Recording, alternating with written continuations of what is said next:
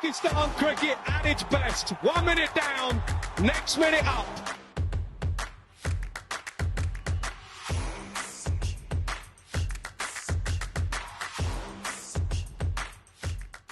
Thanks very much, everybody, for joining me once again. Sad Sadek here for PakPassion, bringing you another exclusive interview. Delighted to be joined by a Pakistan legend, a great of Pakistan who was part of some of the greatest Pakistan teams over the years, an all-rounder, fantastic opening batsman, played 76 test matches and 122 ODIs for Pakistan. And he scored 10 test hundreds and 33 international 50s, which at a time when I think some of the greatest bowlers of all time were around is a fantastic achievement. As well as those batting stats, he took 177 international wickets, and many of those were important partnership-breaking wickets as well. Since his stopping of playing, he's coached all around the world. I mean, he's coached many parts of the world. He's worked for the ICC, he's worked for Kenya, and also in various roles within Pakistan cricket. Great to be joined by Mudassar Nazar. Mudi bhai, hope you're well. All good, thank you. Mudi bhai, the match between Pakistan and India, from a Pakistan perspective, it was on, then off, then on. What did you make of all the background and all the political manoeuvring, which now sees the match back on? Well, first of all, I'm glad it's back on. And but whatever has happened in the last month or so, it's been building up. I mean, it has been years, ever since BCCI started to, monopolize cricket, and they've with their newfound money, they've been able to buy the likes of England and Australia. They've been pushing Pakistan all the time, and now Bangladesh back in the fold as well. So at some stage, Pakistan had to take some step. We did it with they made the ICC to move their matches to Sri Lanka, but then Bangladesh happened. We all know what has happened in Hasina. She's living in exile in Delhi, and there's tension between two countries. And on top of that, Mr. Fizul Rahman not being permitted to play because of security reasons. It was always likely that Bangladesh cricket team will pull out, because if one guy is not safe, the rest of the teammates can't be safe. So it was a legitimate request by Bangladesh, and Pakistan showed some solidarity, which they should have done anyway. And I'm glad they did. And eventually, Sierra heads got together, and now Pakistan back in the fold, and they would play this game. But whatever Pakistan did, it had to happen. We know India pulls in a lot of money. We are grateful. The cricketing world is grateful. But since they brought ECB and Cricket Australia, into their corner, and it should be quite ashamed of Australia and ECB for what they've done over the year. The money comes from Pakistan-India matches. And why is it in Pakistan is getting lesser share than in England and Australia?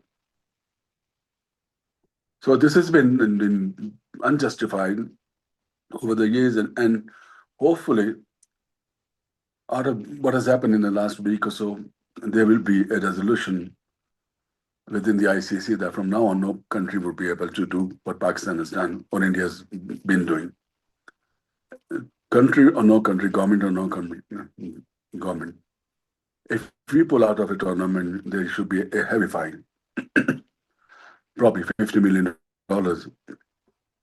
And also, they should look at the revenue share. Pakistan must get a major share.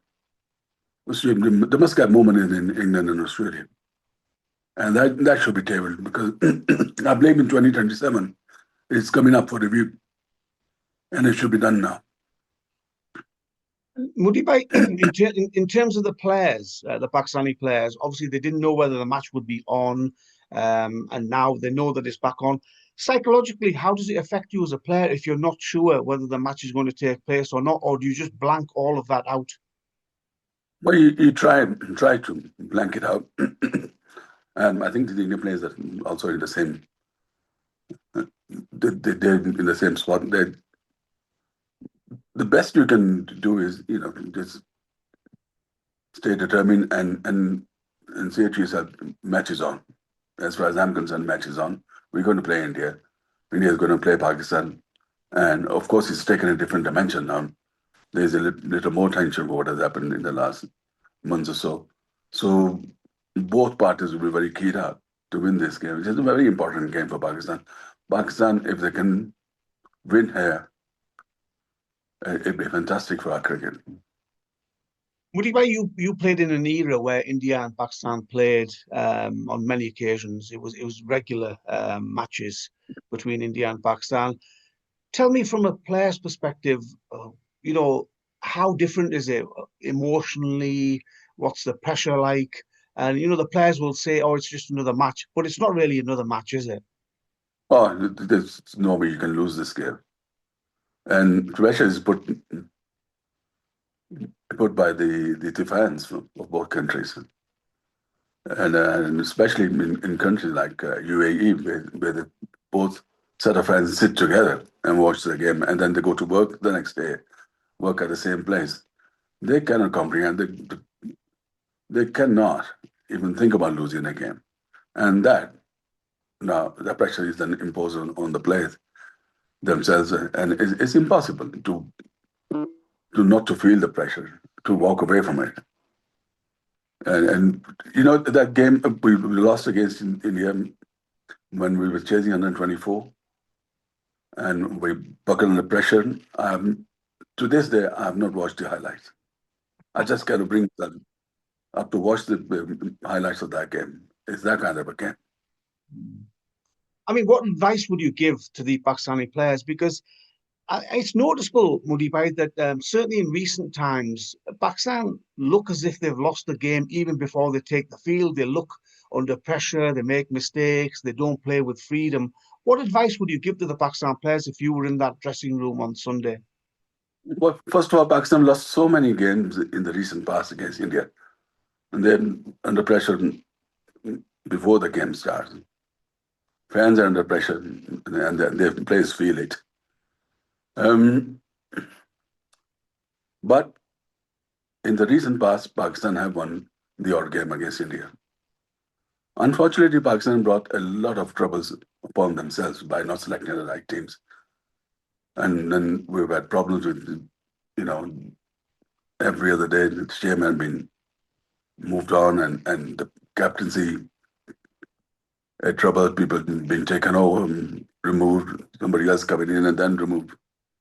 So we brought it upon ourselves. We're not a settled team. And there's been some very silly selections as well. I mean, the prime example is now Babar Azam. Is he good enough to play 2020? Is he not?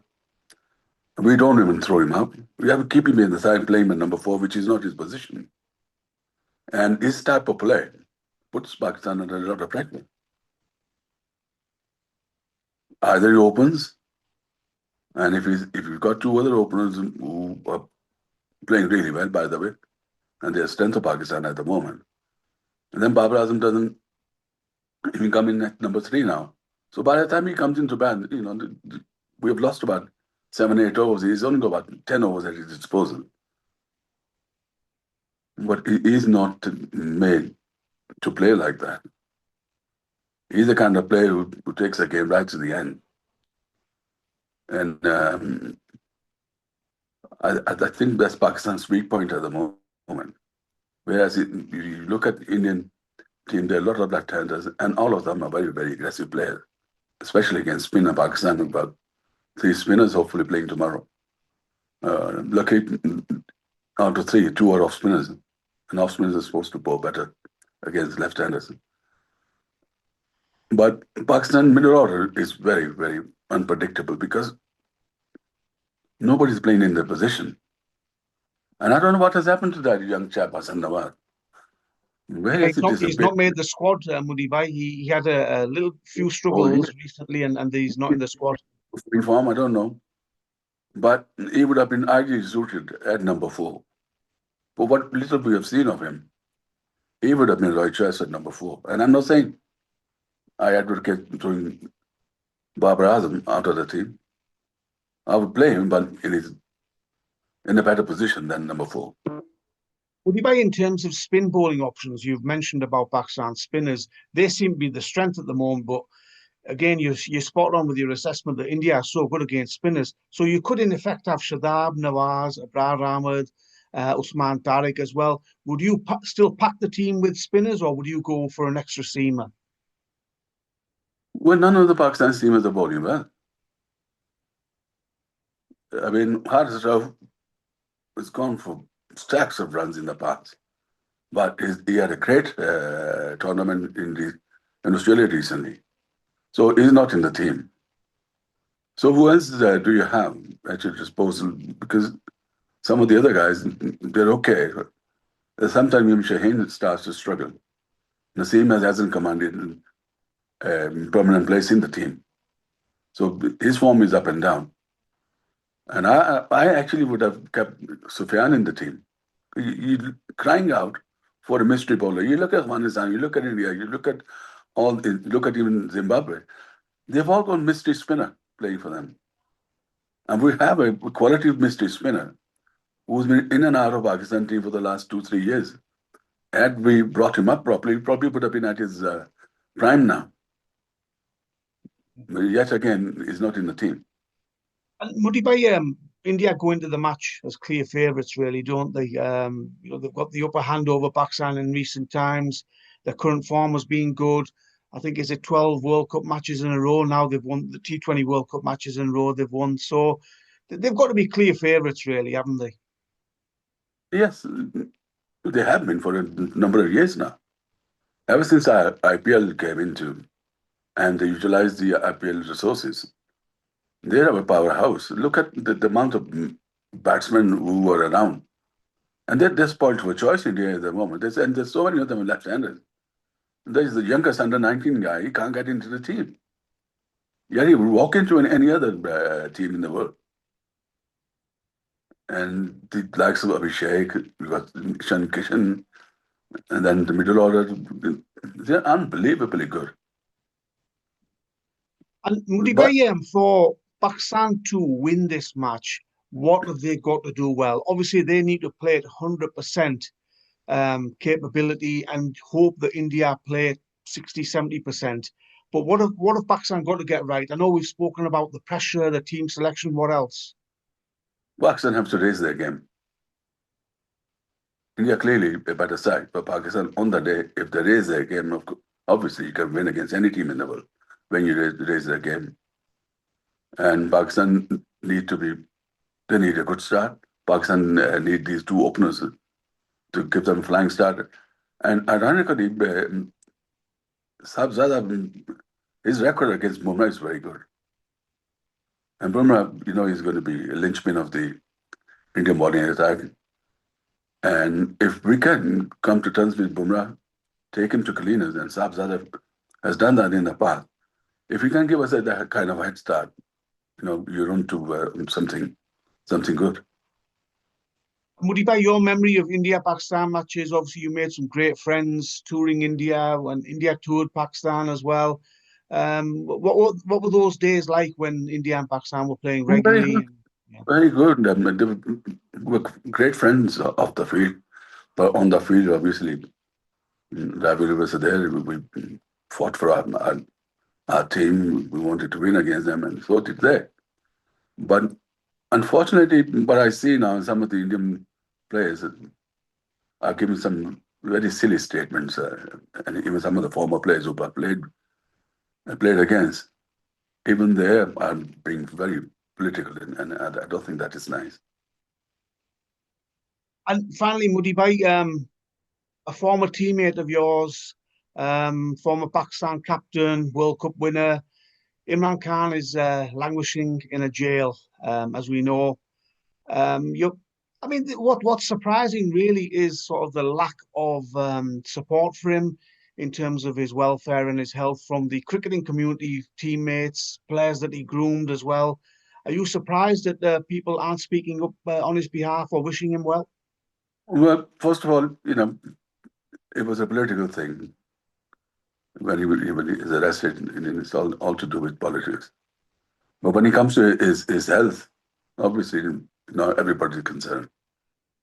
And it does upset me that what I've read in the last couple of days about his eye. And this is not on, and it has happened in Pakistan over the years. Even when Imran was in power, there were a lot of political prisoners. Pakistan should walk away from this practice. It should be out in the open, and there should be elections. But we know army is strong at the moment, and what do you do in Pakistan now? You come on the streets, they beat you up, and that's why people are struggling to come up. Are you surprised though that his sort of former teammates? Yeah, are you surprised that his former teammates and players that he groomed and developed over the years are completely silent, or are people scared to speak up? Well, you're scared to speak up, certainly. There have been instances where people have suffered. Woody Bhai, really appreciate your time. Thank you very much as always. And let's hope the India-Pakistan match is a good match and the men in green can finally beat India. Fingers crossed. Thanks very much for your time. Good. Thank you.